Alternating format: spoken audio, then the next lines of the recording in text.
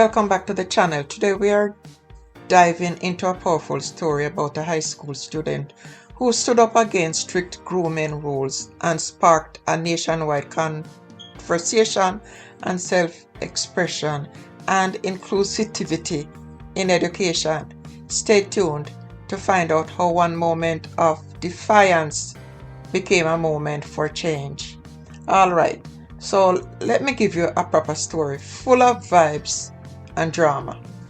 So one day in the heart of St. Catherine at McCart High School, it was just another normal day, but it turned out to be anything but.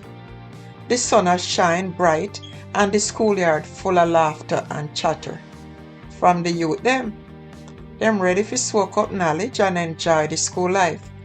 Amongst them, one youth where we call Jamal, which is not his right name, but let me say Jamal because, not to expose his identity. Him depend him way to school, full of energy and eager to start him day. But as him reach the school gates, trouble start. The security guards turn and serious, stop him dead in him track.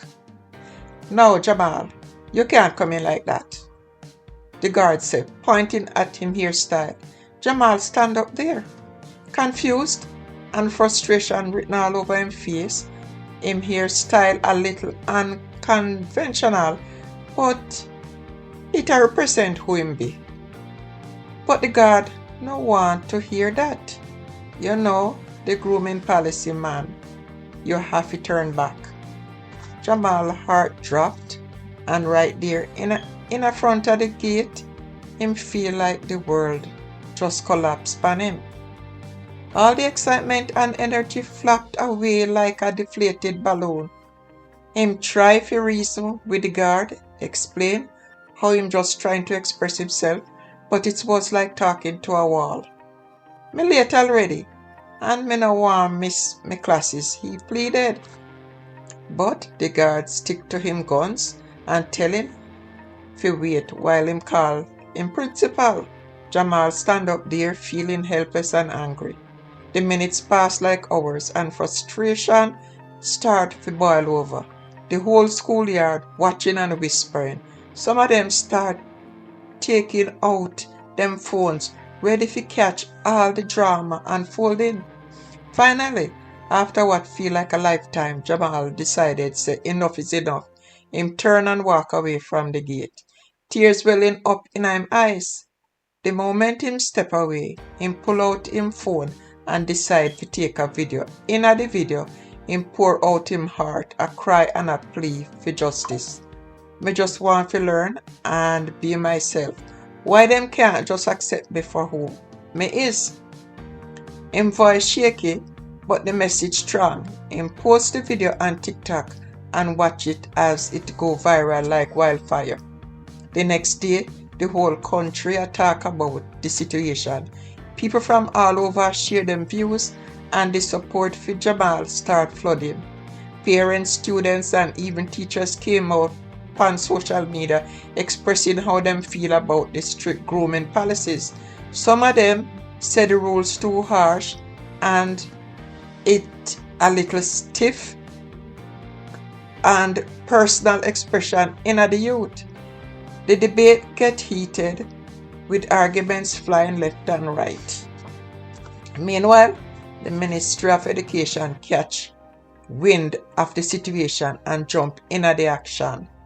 Them announced that them are go investigate what really go on at McCart High. You know how people love to talk, and this issue hold them attention.